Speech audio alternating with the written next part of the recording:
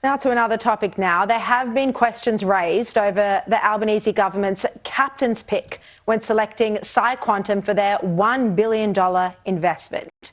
Sarah Eisen reported that the US tech company PsiQuantum signed a non-disclosure agreement with the government as part of secret discussions to build a $1 billion quantum computer nearly 5 months before expressions of interest were open to other players.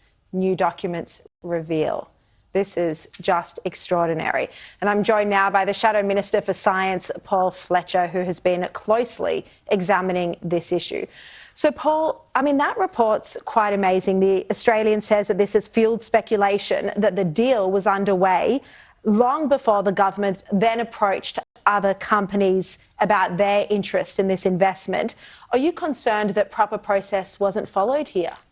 I am very concerned that proper process wasn't followed and that the expression of interest process you've just referred to, which kicked off in August 2023, in which a number of Australian companies were invited to participate, was essentially a backward engineered sham to cover up for the fact that the government, and particularly Minister Ed Husic, had already made the decision.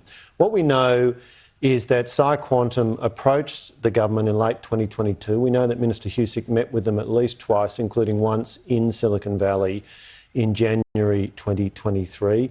We know that work was kicked off within his department. All kinds of briefing material was provided. And we also know that this expression of interest process was then conducted later in the year, but as part of that expression of interest process, the companies that were invited to participate, there was one email only inviting them to participate. They were told they could not have engagement with government officials.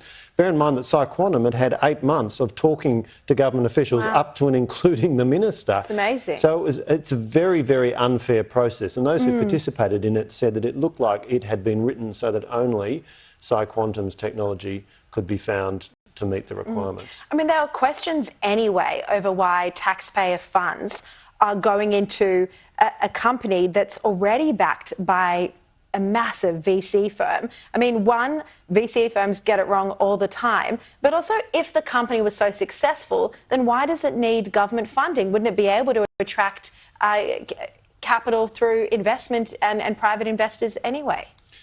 Well, I think there are very real questions about what the government's objectives are here in putting almost $1 billion of taxpayers' money between the Commonwealth Government and the Queensland Government into this company, which, as it happens, is an American company incorporated in the US, based in Silicon Valley. But what we also know, because it was announced about 3 or 4 weeks ago, is that as well as the almost $1 billion Australian that is being provided to PsiQuantum, they're also getting $500 million US from the government of the state of Illinois in a deal that was announced just recently.